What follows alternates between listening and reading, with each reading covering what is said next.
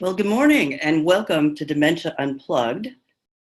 On behalf of the Dementia Society of America, this is Dr. Jeannine Forrest, and I am so glad that you are joining us this morning.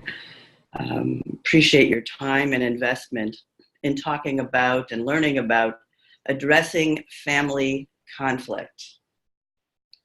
This topic, I'm afraid, can open up Pandora's box, but it's one that's necessary to address.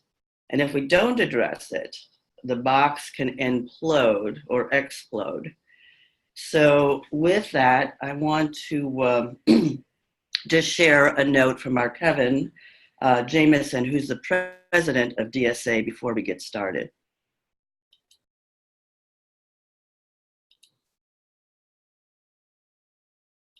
All content, including any potential medical information, is provided as an informational resource only and is not to be used or relied on for any diagnostic or treatment process.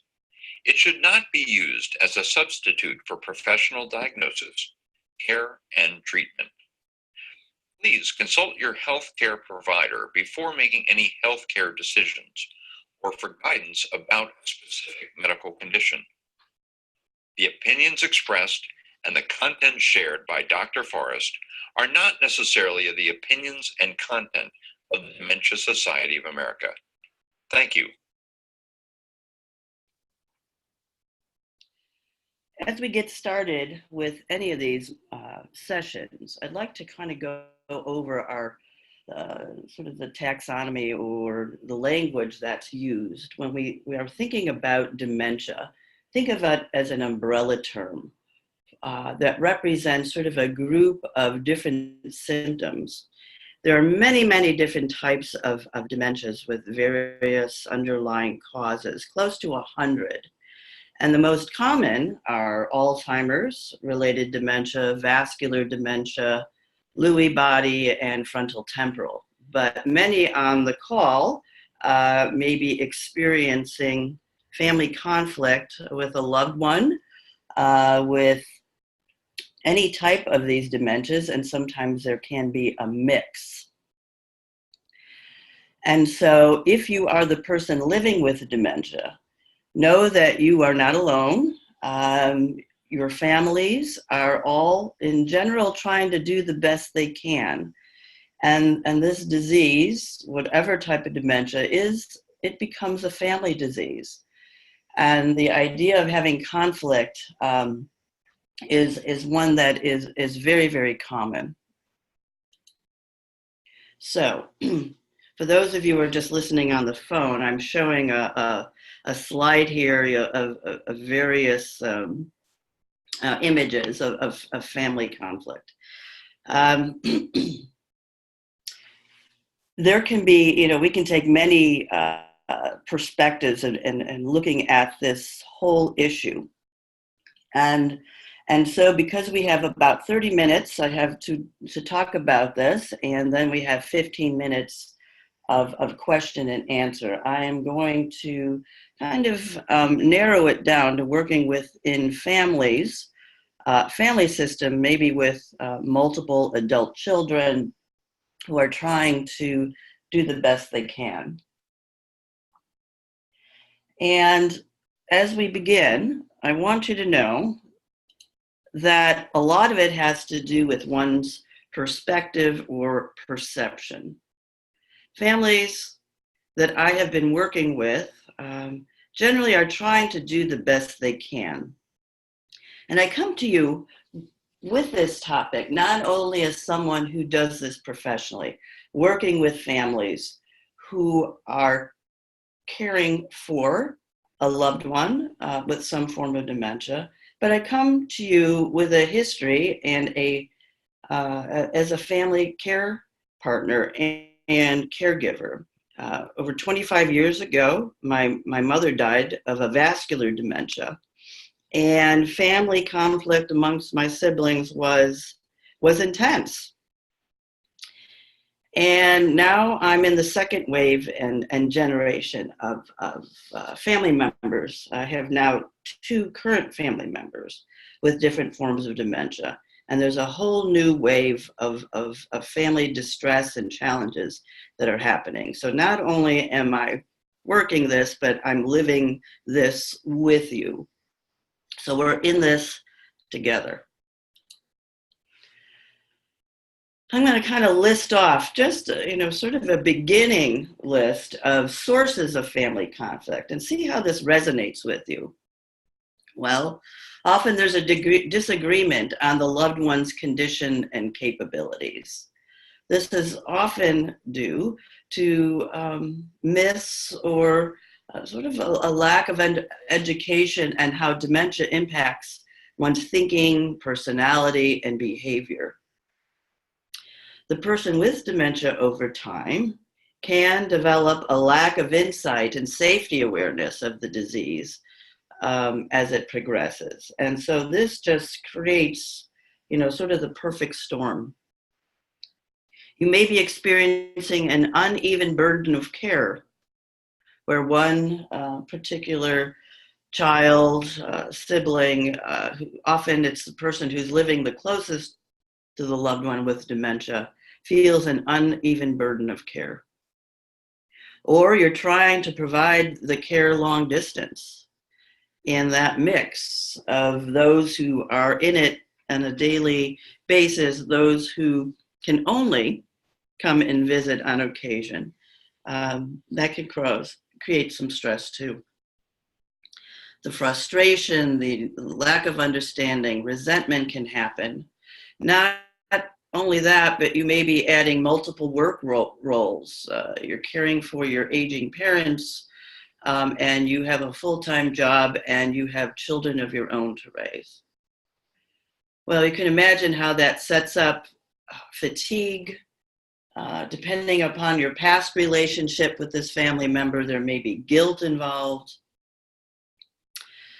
The area that I see often is sort of some difficulty recognizing the need for help.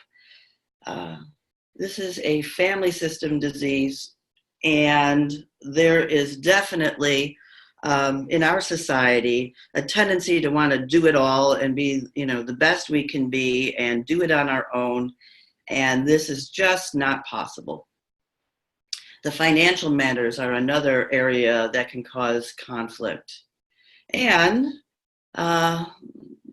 it often brings back roles and sibling rivalries return, especially if you're caring for a parent with some form of dementia. It's amazing how we return to our sort of birth order and how we were raised as kids and how we loved and worked together in the past. Those all come back.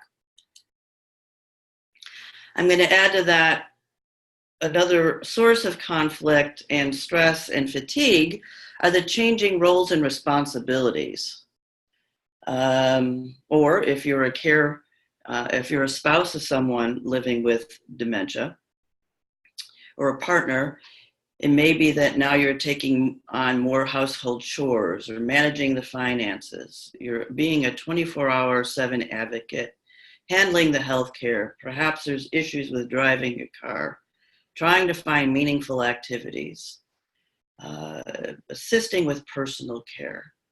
All those issues relating to intimacy and sexuality. What does that mean? The need to perhaps hire additional help, and eventually end-of-life decisions.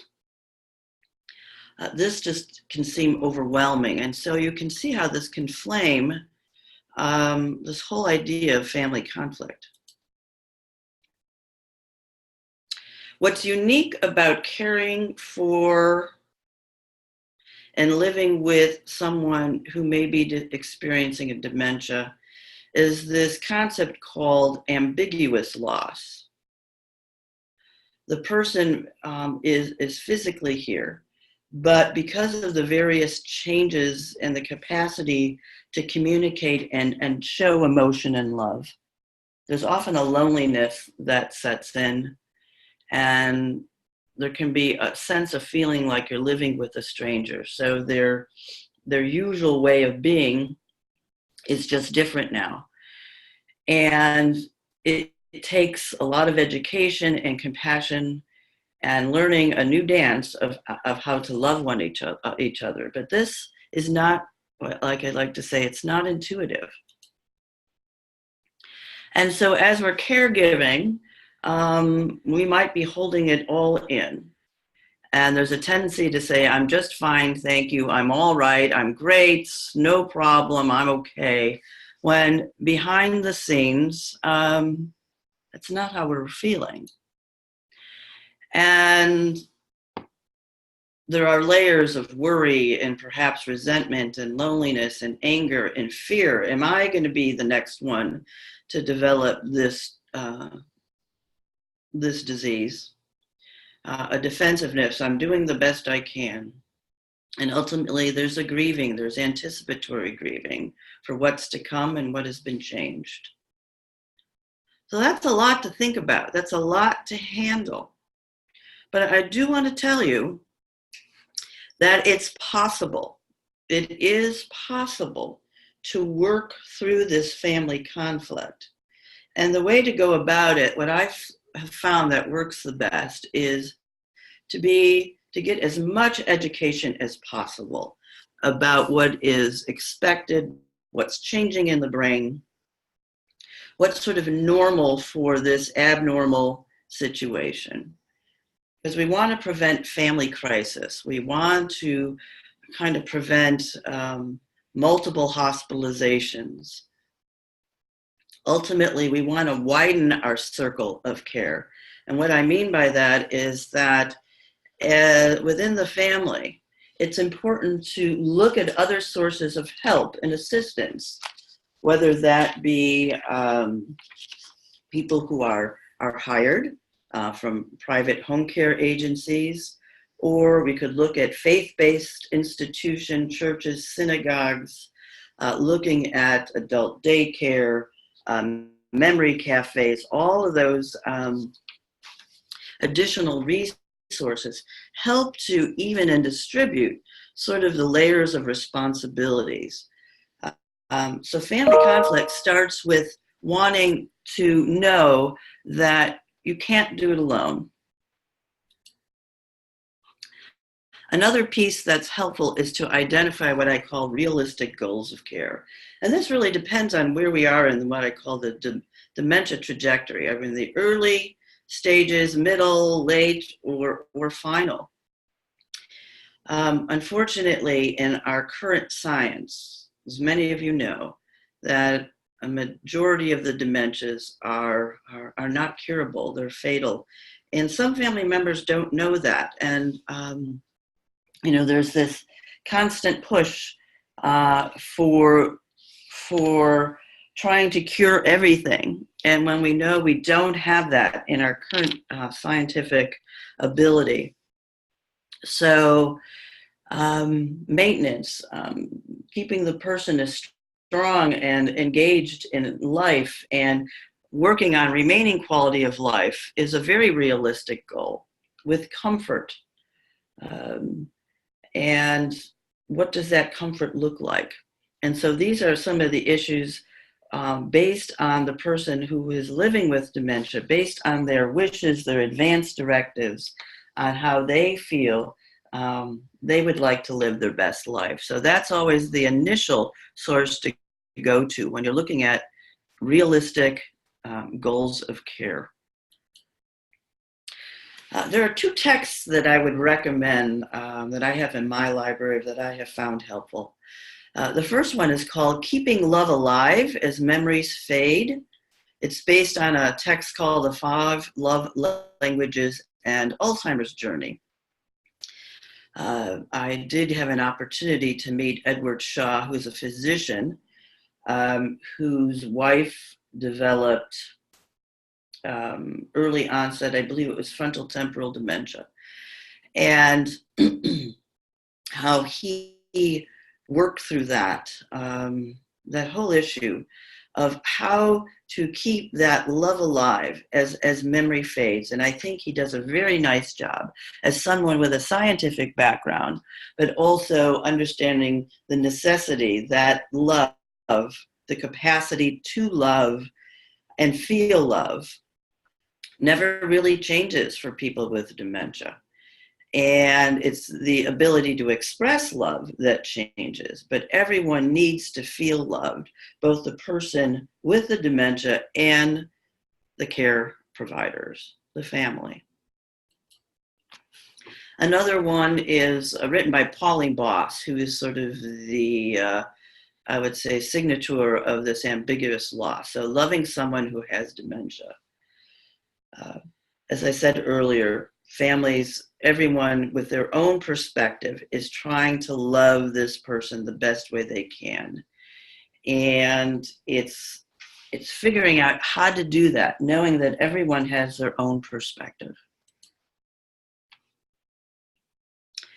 So this next slide is something I can't stress enough. Conflict cannot continue without your participation. I will say that again. Conflict cannot continue without your participation. So what this means is we all have ownership when conflict exists. There's a tendency, and I'm raising my hand too, to think, well, if this person would change, if my sister would have done things differently, or my brother, or whoever, things would be okay. If they only understood how I feel, then everything would be just fine, thank you. So what is it that we can do to help sort of move away, start to dissipate some of this family conflict, knowing that we all have a role? So how to avoid a blow up? Number one, it may seem counterintuitive, but it's important to have regular family meetings, once every 2 weeks for some, every week, whether that be on a conference call. You can get free conference call now with your computer, and if needed, have an outside mediator or counselor. This is often the reason I get called in to assist families. I can remember having a family of 8 different siblings. Everyone had a totally different idea of what should happen with mom. And so there just didn't seem any way that they could agree, and there was a lot of infighting. And so sometimes it takes an outside objective person without any sort of emotional strings attached to look at the whole family system and say, okay, let's look at what's best for the person living with dementia. That's the goal. Now, we may need to set aside some of our sibling rivalries to look towards how we can best meet the goals and the care of someone living with dementia. The other part is literally, I have people divide labor and what's possible and what's not, given their proximity, knowing that we can't have the entire burden of care placed upon the person just because they're the closest. Another way to avoid blow-ups is to literally state and communicate your feelings. I feel, instead of starting a conversation. Well, you are. It's always, I feel, let's say, frustrated when this happens. And then what's your role in the conflict? That's a piece that I think we all need to practice. This has been my role, I believe. Tell me how you see this. Are we acting out old roles and conflicts? In what way can we kind of change that paradigm? For those of you who are just listening, I throw up a slide with family members around a table. I think they're throwing whipped cream cakes and fighting around the table, and it says, "Aren't you glad we had this meeting to resolve our conflict?" Well, yes, one way you can, I guess, if you want to keep a sense of humor, is to have a food fight or a whipped cream cake fight around the table. Sometimes humor can be the best way of breaking the tension, but I'm going to suggest some other ways. And the ways start with sort of your personal attention in your ability to cope and move forward with this disease. Number one, name the conflict or issue. I feel we're having problem with, looking at finances or managing finances. Practice what we call both and. In general, I have a tendency to become sort of black and white when we're into, family conflict. You're always X. You're always, running away. I'm the only one who's caring for mom. How about, I'm caring for mom and I see you doing, trying to assist the family in this way. Typically, it's not one or the other. It's usually both and. Look for where you can obtain predictable support for your own self. And this may be going outside the family system. Is it your best friend, right? Is it a support group? As I said earlier, finding a sense of humor can be helpful. This is not to be Pollyannish, but sometimes you got to find some form of what can just be ironic in these situations. We may need, when we get together, to sort of tailor our time together. Holidays, don't expect the same Christmas that's always been, especially, or any other holiday, to always look the same. It changes. When someone is living with dementia, there's a shortened attention span, routine is important, not being over fatigued is especially important. And so family rituals and get-togethers don't have to be a source of stress. Knowing that if we're working towards helping this be the most enjoyable experience for the person living with dementia. These other strategies are common to other personal coping, but routine exercise. Surround yourself in nature can be very healing. Minimize the use of caffeine and alcohol or any other drug intake. And sleep 7 to 8 hours. And I can see some people saying, yeah, right, how in the world am I going to live for sleep 7 to 8 hours? That's something we have to kind of really figure out together, because without sleep, your nerve endings become raw and you become hypersensitive to criticism, to critique, to recommendations. And sleep is instrumental in helping to resolve, believe it or not, family conflict. Look at the family rules and roles that have, what are those? What are the said and unsaid family roles and rules? And kind of look at how this conflict is maybe invading or disrupting those. I want to say that anger and guilt are common, especially when we're all trying to do our best in caring and living with someone who has this very difficult disease. But acting out that anger on others, all right, is not okay. It's not okay. And this is a red flag of when someone needs additional outside help, maybe seeing a therapist, counselor. The other part that helps in personal coping is plan some things that are hopeful for yourself. Maybe learn a new class, or be hopeful that, in a couple days I'm going to see some friends. Whatever it is, there has to be something out of this daily sort of immersion that you find hopeful.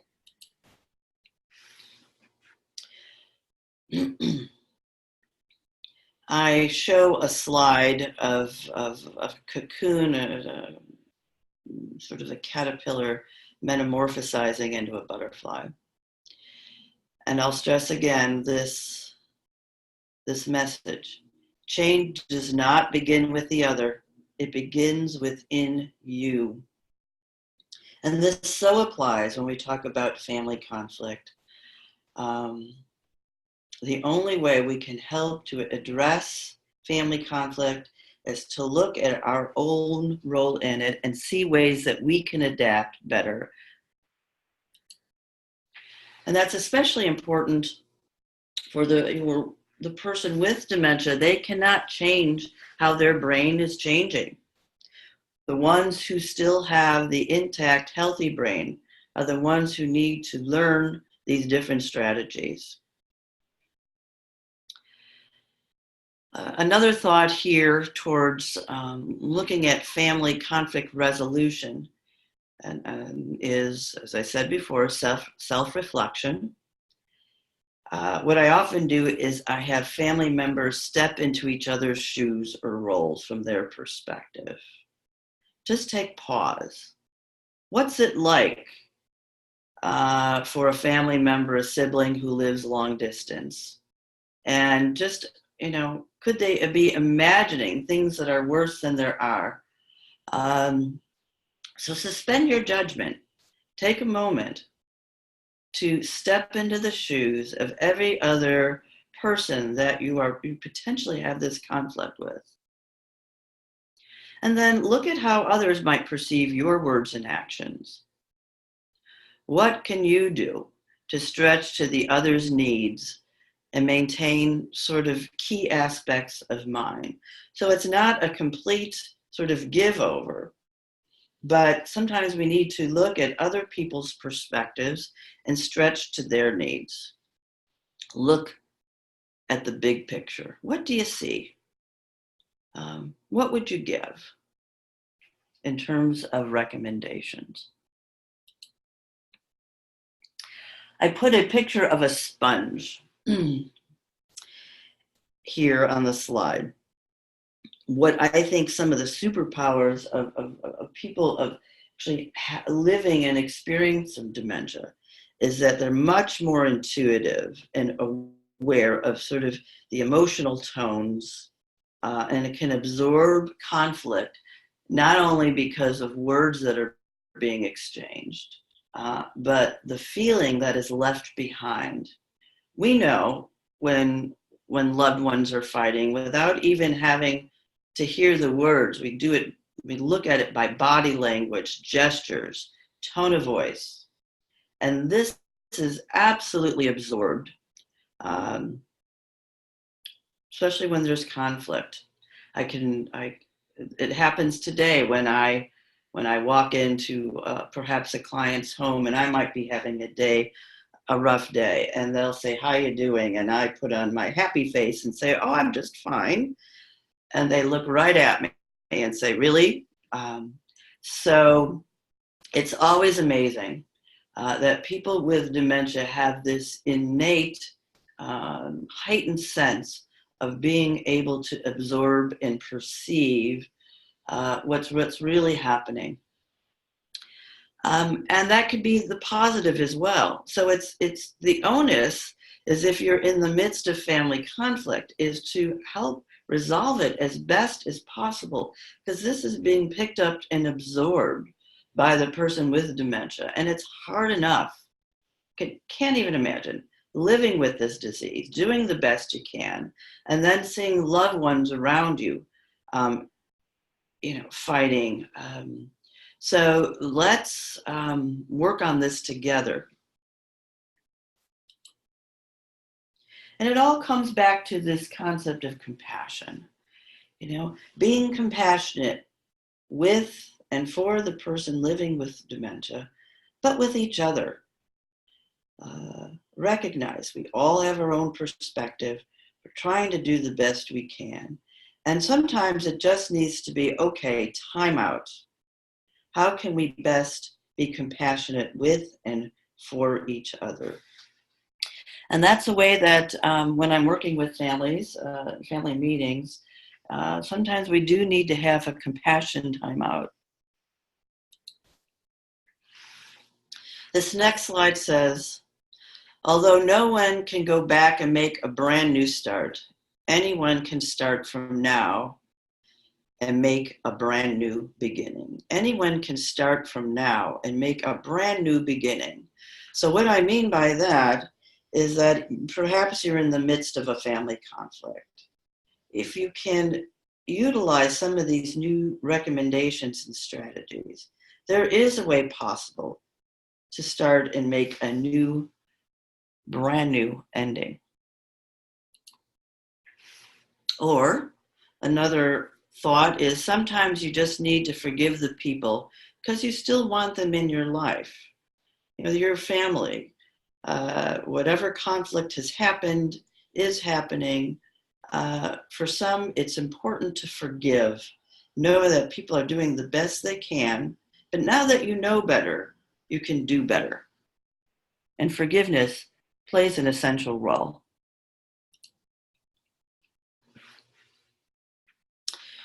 Caregiving often calls us to lean into love we didn't know possible. Caregiving often calls us to lean in to love we didn't know possible.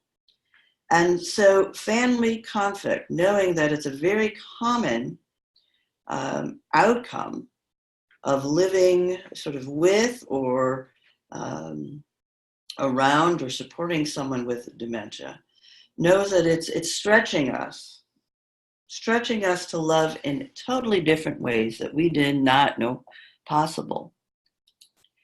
And I do see the flip side when families work through their conflicts. So it is possible. There can be a more in tune self-awareness, a sense of gratitude and resilience, a strength of unconditional love, some courage and strength and forgiveness. There can be a spiritual awakening or deepening that comes from family conflict,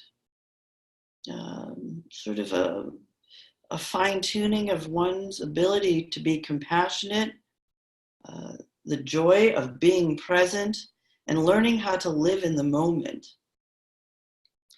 And for those of you who are struggling with family conflict, know that these outcomes, these features can be possible, but it takes work. It takes a lot of work and compassion. Okay. So now, as we move forward, family conflict, addressing family conflict, is a way of learning to care, not only for the person and with the person with dementia, but with each other. Learning to care before finding the cure or cures. If any of you would like further information, perhaps within your own family system or conflict, you're always free to come to me to request a one-to-one consultation. My website is Through the Forest. That's a take on my last name, Forrest. So it's www.throughtheforest.com, or you can reach me at 773-704-1834.